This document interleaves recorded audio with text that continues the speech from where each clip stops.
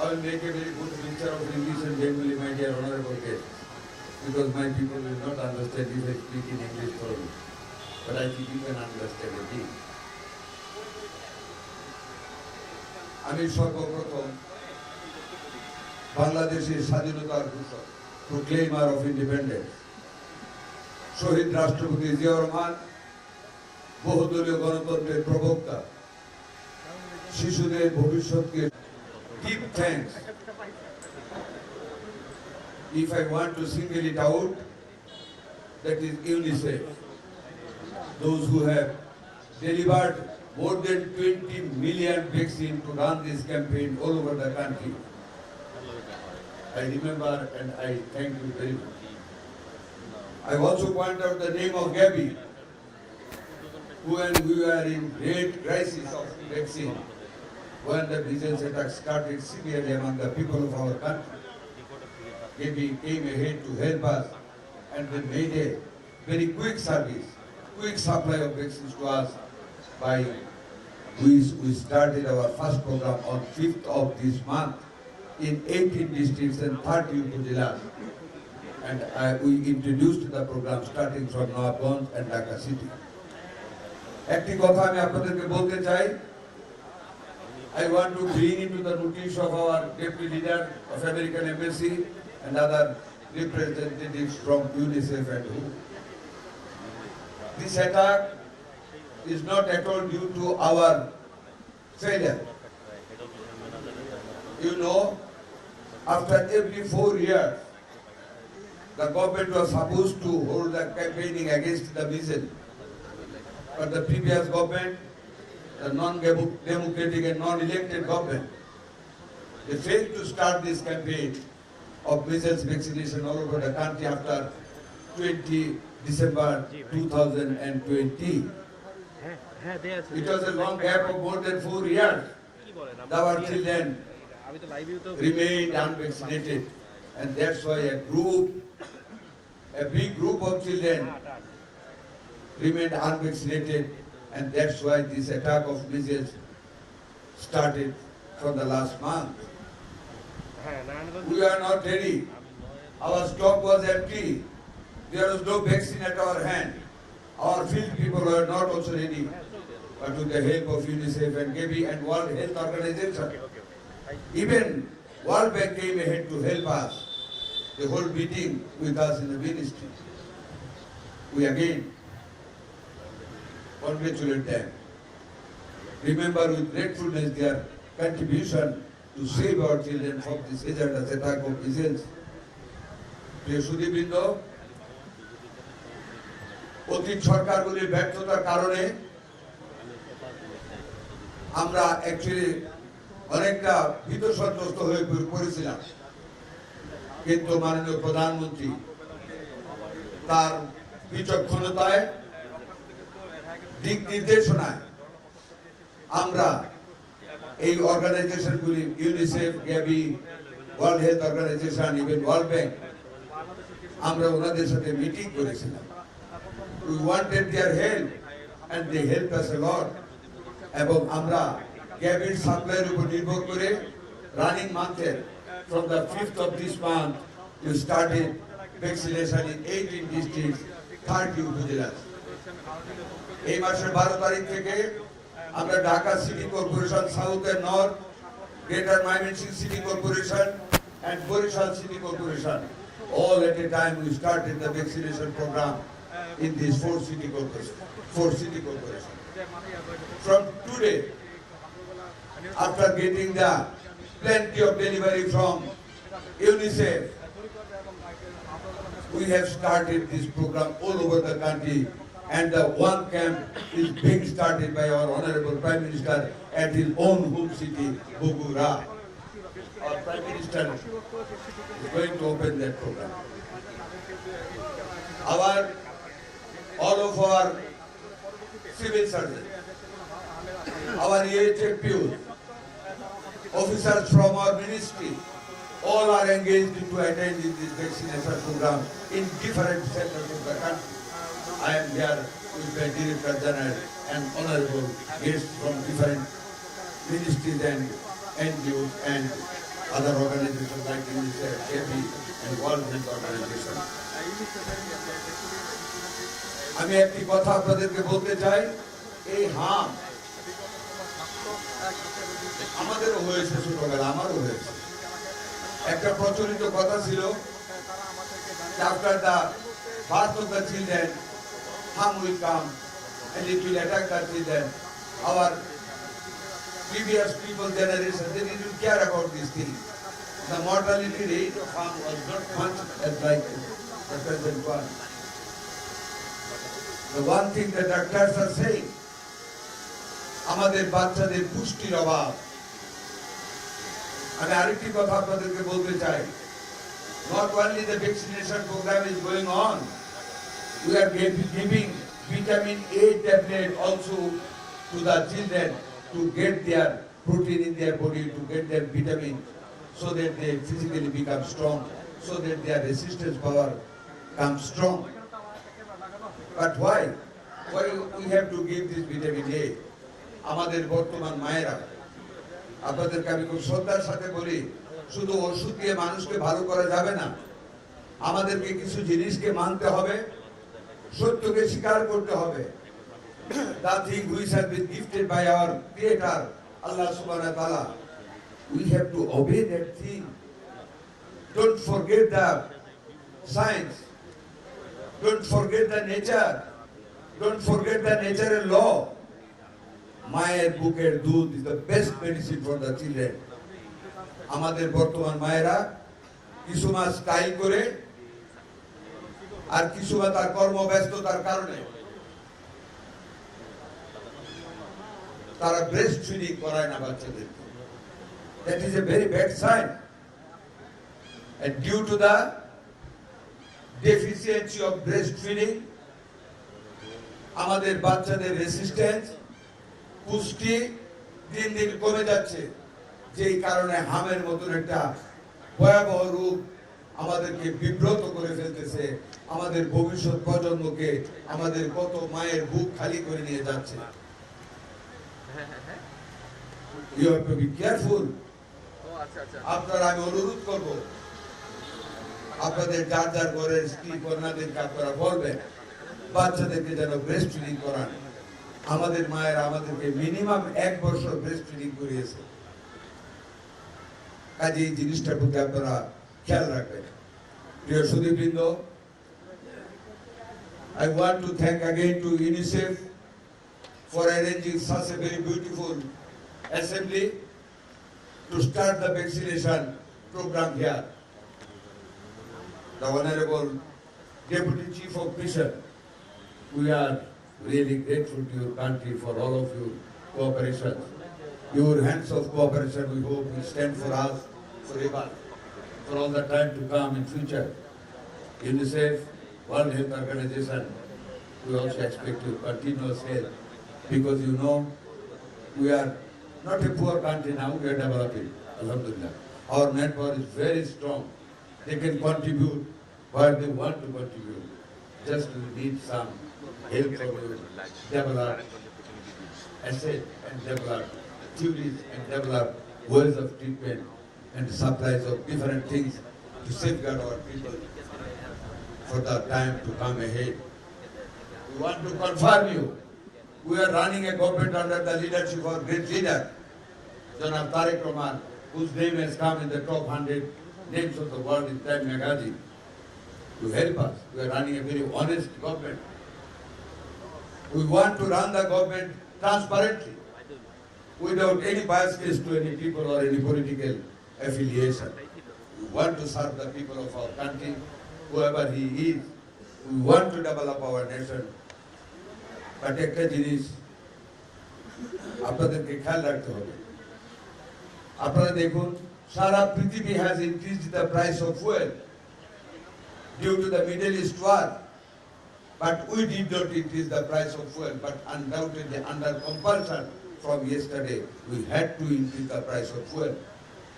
More than 70,000 crores taka we had to incur damages, we had to incur losses from the government fund. The last two governments, বিশেষ করে the fascist government, those who had been elected at night instead of the voting in the day, they looted the finance of the country. They made the banks empty. They continued migration of our hard-earned currency from the country. And believe you me or not, health ministry is a very big ministry, but I am totally zero. If you tell me to give a single gauge of bandage for the hospital, I will say, I'm sorry. After the Honorable MP, he knows. আমাদের কাছে কোনো টাকা রেখে যায় না last government, but still we are running this government. From the মাস গিয়েছে দ্রব্যমূল্য, the price of the general commodities did not rise. আমরা ফ্যামিলি কার্ড উদ্বোধন করেছি কথা মতো আমাদের মাননীয় প্রধানমন্ত্রী, কৃষক কার্ড শুরু করেছি। আমাদের ফান্ডের দুর্বলতা সত্ত্বেও আমরা আমাদের কৃষকদের কথা চিন্তা করে what we thought the rich people are looting the bank's money, they are not arrested, they remain good, but our poor farmers who took the date of 5,000 or 10,000 taka or a date for the black goat, they used to be arrested by the police people for 1,000 or 5,000 taka. We thought it for the people. And আমাদের honorable prime minister, আপনারা জানেন, in the first cabinet meeting, we declared a waiver of debt of taka 10,000 along with the interest, accrued interest. 10,000 টাকা সুদ সহ আমরা জনগণের জন্য সম্পূর্ণরূপে মাফ করে দিয়েছি। ইনশাআল্লাহ আমরা ভবিষ্যতে এই দেশের জনগণের কল্যাণের প্রতি আমরা খেয়াল রাখব। We shall establish the democracy in the country. আমরা মনোপলি অফ পাওয়ারকে ভাঙতে যাচ্ছি। আমরা আর কোন ফ্যাসিস্টের জন্ম হতে দেব না। আমাদের মাননীয় প্রধানমন্ত্রী জনাব Tarique Rahman has declared to distribute the powers, to make a balance in the power in between the president and the prime minister. And the prime minister will not stay for more than 2 terms, that is 10 years. We are doing that. জনগণের কল্যাণে আমরা কাজ করে যাব। যাক, I don't want to take or kill much more time because thereafter another vaccination program will be held under the guidance of our Honorable His Excellency the Ambassador of America in Barda. The last but not the least, আমার মাননীয় MP Mustafizur Rahman Bhuiyan, আমাদের অত্যন্ত প্রিয় মানুষ, আপনাদের জনপ্রিয় নেতা। উনি আমার কাছে 100 বেড হাসপাতাল চেয়েছেন। আমি তো একটা মানুষ, আমি আপনাদের উপর দিয়ে যাই, যদি ইচ্ছা করে সে তো আমাকে এখানে আটকাই দিবে, তাই না? ভিতর দিয়ে যাওয়া আসা করি। So what I'm mentioning, he has asked for a 100-bedded hospital. If I do not give it now, when I go to my politicians, we make profit of it. ইনশাআল্লাহ দোয়া করবেন, আগামী বাজেটে আপনাদের এমপি 100 বেড হাসপাতাল চেয়েছেন। ইনশাআল্লাহ আমার মাননীয় প্রধানমন্ত্রীর সহযোগিতায় আমি রূপগঞ্জবাসীকে 100 বেডের একটা হাসপাতাল উপহার দিয়ে গেলাম, করে দেব।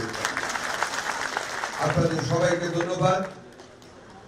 ইউনিসেফের সকল কর্মকর্তাবৃন্দ, the Honorable Guest Deputy Chief of Mission, Ms. Megan Bodi, and again I want to mention Emmanuel MPO, and who represented my good friend Rajesh Narwal and other staff. I want to congratulate you all again for all of your cooperation and for being here at this ceremony. Thank you very much. Assalamu alaikum wa rahmatullahi wa barakatuh. অরণের সাডেন যখন মিছিল শুরু হলো, আমরা তড়িৎ গতিতে first night যে রাতে একটা শিশু আমাদের সংক্রামক ব্যাধি হাসপাতালে মারা গেল, আমরা দেন ওটা আমরা গিয়েছি, আমার ডিজি সাহেব গেছেন, সচিব সাহেব আসছেন, আমরা গিয়েছি এবং এখানে আমরা 18 ঘন্টার মধ্যে, ইট ওয়াজ এ ভেরি টাফ জব। এরপর আমরা একটা আইসিইউ ওখানে খুলেছি। পরবর্তীতে বাংলাদেশে অনেক জায়গায় আমরা ভেন্টিলেটর দিয়েছি, এটা খুব দরকার হয়। মিজেলস হওয়ার পরে যখন নিউমোনিয়া হয়, লাং যখন কনজেস্টেড হয়ে যায়, তখন অক্সিজেন ইনফ্লো আউটফ্লোর জন্য ভেন্টিলেটারের প্রয়োজন। আমরা সেই ভেন্টিলেটার দিয়েছি। সবচেয়ে বড় দরকার যে জিনিসটা, যেটা আমাদের খুবই শর্টফল ছিল, আমাদের বলতে বিগত সরকারগুলি যেই সরবরাহ লাইনটা একেবারে বন্ধ করে গিয়েছিল, ইন্টেনশনালি ও নন ইন্টেনশনালি, আমাদের হাতে ভ্যাকসিন তারা রেখে যায় নাই। আমরা ইউনিসেফের সহযোগিতায়, গ্যাভির সহযোগিতায়, ওয়ার্ল্ড হেলথ অর্গানাইজেশনের সহযোগিতায় সবচেয়ে বড় উপকৃত হয়েছি যে করোনাকালীন অব্যয়িত একটা টাকা ছিল 604 কোটি আর একটা 419 কোটি। এই টাকাটা আমরা হাতে পেয়েছি। আমরা এডিবির মাধ্যমে টাকাটা ইউনিসেফকে দিয়ে আমরা অ্যাডভান্স ডেলিভারি নিয়েছি। গ্যাবি আমাদেরকে তাদের স্টক থেকে সিরিঞ্জ দিয়েছে, ভ্যাকসিন দিয়েছে।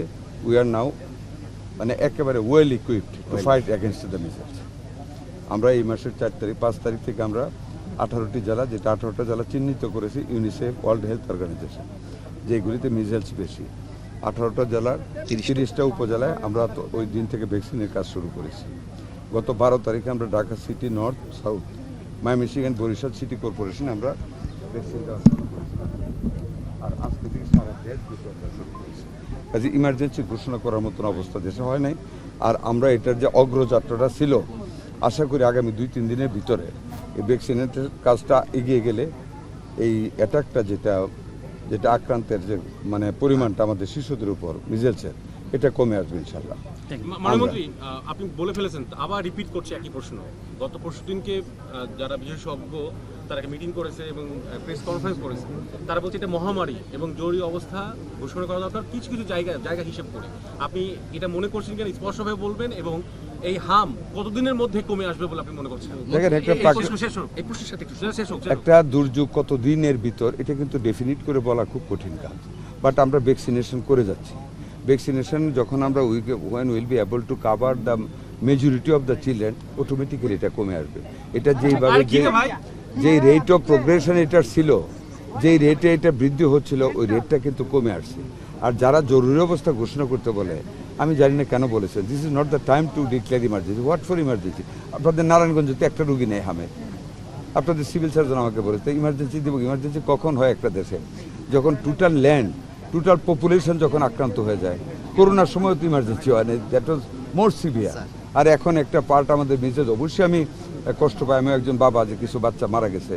এটা আমি তো আপনাদেরকে বলেছি যে ভ্যাকসিনের কাজ ডিসেম্বর 2020 পরে ভ্যাকসিনের কাজ যেটা হওয়ার কথা ছিল আফটার এভরি 4 ইয়ার্স, সেই কাজটা বিগত সরকার করেনি। যেই কারণে একটা বিশাল গোষ্ঠীর বাচ্চা আনভ্যাকসিনেটেড ছিল, যেই কারণে হামটা অ্যাটাক করেছে। আমরা তো ভ্যাকসিনেটেড শুরু করেছি 5 তারিখ থেকে ইনশাল্লাহ। আপনারা সহযোগিতা করবেন, আমরা ভ্যাকসিনেশনের কাজ কি মহামারী বলা যাবে যে এখন যে অবস্থা? নো নট এট অল, মহামারী না এটা।